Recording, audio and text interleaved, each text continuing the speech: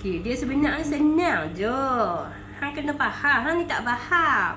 Okey, tak apa. Ni lepas ni kena buat lagi 44 kali baru dia nak jadi. Okey. Senang ni. Paling senang getah 4 penjuru.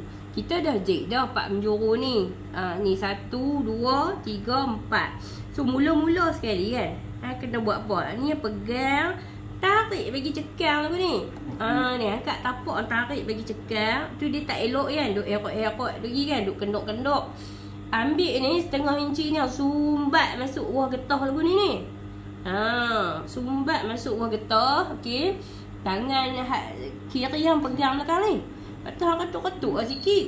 Lepas tu baca bismillah. Bismillahirrahmanirrahim. Jalan pelan-pelan. Nak kalut di mana? Jalan pelan-pelan.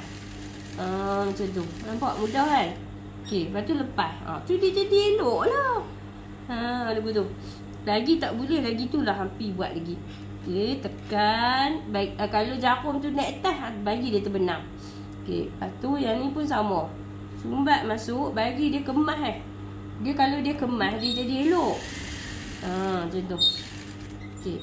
Mata jahitan dia kena buka hak kasar. Ni dekat nombor 4. Okey, tengok lagi satu.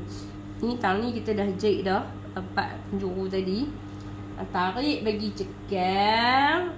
Lepas tu tolak masuk setengah inci. Dia ada banyak cara. Hak ni pun senang. Tolak masuk macam tu. Lepas tu ni tangan ni hang tarik ni bagi dia cekang. Nampak tu dia dah cekang lah kan. So kita ketuk-ketuk dia sikit. Bismillahirrahmanirrahim.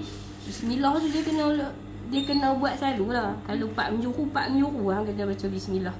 Okey, hak tu lah satu orang kata apa, kekuatan untuk memudahkan kita menjek ni. Menjek, tengok. Nampak? Gebu elok je macam dengan beli tu. Okey, lagi satu last. Last hang tak jek, cikgu yang jek. Okey. Tak apa, lepas ni buat lagi. Bagi cukup 44 kali. Okey, yang ni kan kita nak perhabis dulu. Pegang tangan. Tarik belakang ni. Okey. Bagi dia terbenam. Okey, so ni penjuru hak last sekali. Tarik bagi cekang ni, tarik bagi cekang ni. Lepas tu bawa masuk dia. Bawa masuk dia setengah inci. Ni tengok mana. Nampak tu? Dia kena bagi kemas. Kalau nampak dia kenduk-kenduk lah, tolak tarik. Kalau lah kata kan kita bila kita tarik cekang macam ni kan, dia duk ada kenduk-kenduk lagi. Tukar tangan duk ni. Gitu. Ini pinggang kecil. Kalau ada orang lagi dia pinggang dia besar. Okey, ni tarik tolak. Okey, jom jalan. Bismillahirrahmanirrahim. Yang paling mahal sekali tu bismillah. Yang membezakan kita tailor ni kan. Tu cara kita. Dia mula dengan bismillah. Macam tu lah. Okey, lagi last. Tarik. Tu ni bawa pergi ke bawah. Bawa pergi ke bawah. Ni bagi dia kemas. Bagi dia kemas macam tu.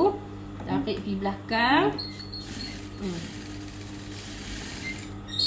Jek pelan-pelan. Kalau kata orang ni, tak elok aku jek. Jek lagi, buat lagi lain kali.